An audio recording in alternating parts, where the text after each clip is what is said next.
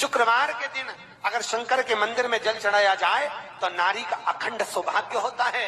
महाराज शंकर जी के मंदिर में चढ़ाने के लिए जा रहा है, हमारा निवेदन है उसको देखकर कभी हंसना मती।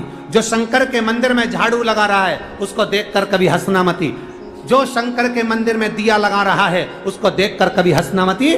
जो शंकर के मंदिर में जाकर शंकर का श्रृंगार, जम के बोलो जरा सबको, पहले भी कथाओं में बताया, शिव जी की जो ये शंकर भगवान का शिवलिंग है, ये जलाधारी जो पानी बहने का स्थान है, पूरब पश्चिम उत्तर दक्षिण, इसमें से जलाधारी किस ओर जाती है? उत्तर की ओर। कहाँ जाती है? जम के बोलो जरा, उत्तर की ओर। केवल भारत की भूमि पर एक शिवलिंग ऐसा है जिसकी जलाधारी दक्षिण की ओर है, वो केवल उज्जैनी के कालाधिपति महाकाल बाबा हैं जिनकी जलाधारी दक्षिण में। बाकी के दुनिया में जितने आपको शंकर के मंदिर मिलेंगे, जितने शिवालय मिलेंगे, सबकी जलाधारी कहां पर रहेगी? जम के बोलो जरा, उत्तर में। उत्तर की ओर जलाधारी रहेगी, उत्तर में। पूरब पश्चिम में नहीं, दक्षिण में नहीं, उत्तर की ओर जलाधारी रहती। तो बेटी ने पूछा कि गुरुदेव अगर मान लो हमें जल चढ़ाता चढ़ाता इतना दिन हो गया और बाबा नहीं सुनी दिया तो हम कई करें।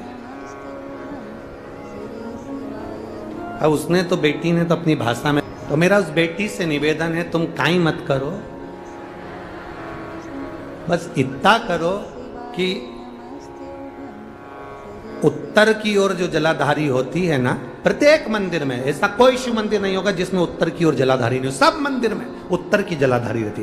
केवल एक कालाधिपति महाकाल राजा की दक्षिण में, बाकी के सब की उत्तर। तो अगर बाबा नहीं सुन रहे हैं तो बेलपत्री एक अशोक सुंदरी वाली जगह पर चढ़ाकर, दूसरी बेलपत्री बाबा देवादिदेव महादेव को, ये डंडी का मुख अशोक सुंदरी के यहाँ चढ़ाओ तो उत्तर की ओर। ये जो आप बेलपत्र चढ़ाओगे शिवलिंग के ऊपर, इसकी डंडी का मुख भी उत्तर की ओर। और तुम जब बैठो तो दक्षिण में बैठना। कहां पर बैठना? यहां बैठोगे तो यहां से जो पानी बह रहा है, आप कहां बैठोगे? जैसे ये पानी यहां बह रहा है तो तुम्हें कहां बैठना है? इसके इधर। ना तुम्हें इधर बैठना है ना तुम्हें उधर बैठना। कहां बैठोगे? दक्षिण में। दक्षिण में बैठोगे तो तुम्हारा मुख कहां हो गया? जम के बोलो, जम के उत्तर में। तो तुम जब यहां बैठोगे तो ये जो जलाधारी है जहां से पानी बहकर जा रहा है, यहां बैठोगे। और जब आप जल समर्पित करोगे, जल चढ़ाते चढ़ाते एक बार थोड़ा सा आगे बढ़कर जल की धार को अशोक सुंदरी तक लेकर जाना। ये लगभग तुम 2 या 3 महीना कर कर देखो, मेरा बाबा तुम्हारा हाथ जरूर पकड़ेगा, निश्चित है। वो बल उस स्थान से प्राप्त हो, वो स्थान, क्योंकि प्रत्येक जो जलाधारी होती है वो उत्तर की ओर होती है, प्रत्येक जलाधारी।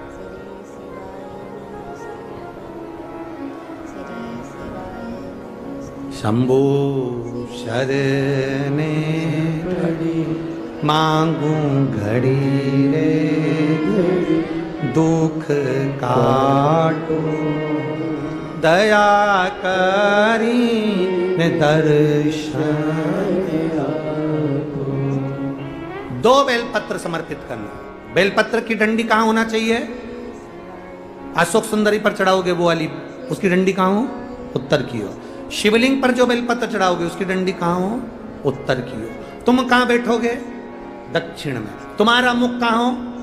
उत्तर। अर्थात जहां से पानी बहकर जा रहा है, हम इधर बैठे तो जैसे ये जल उधर बहकर जा रहा है तो हम इधर बैठकर बाबा को जल समर्पित करें और जल चढ़ाते चढ़ाते अपने कलश को थोड़ा सा आगे बढ़ाएं, जिससे अशोक सुंदरी तक वो धार जाए और वापिस शिवलिंग पर चढ़ाकर हमारे पास वो कलश वापिस आए। ये धार का महत्व समझिए।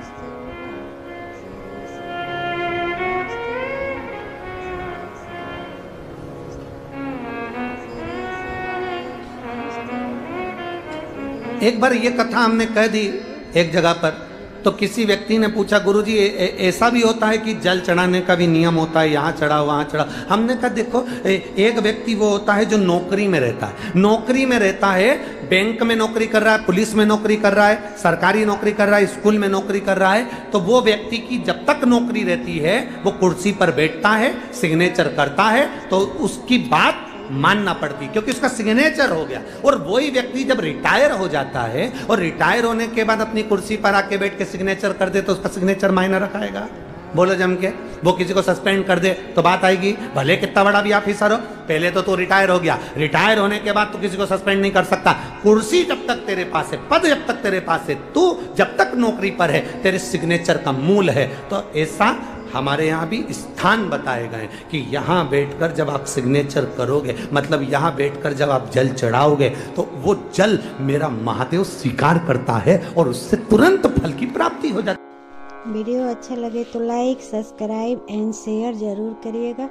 धन्यवाद। श्री शिवाय नमस्तुभ्यम, श्री शिवाय नमस्तुभ्यम, श्री शिवाय नमस्तुभ्यम, श्री शिवाय नमस्तुभ्यम, श्री शिवाय नमस्तुभ्यम।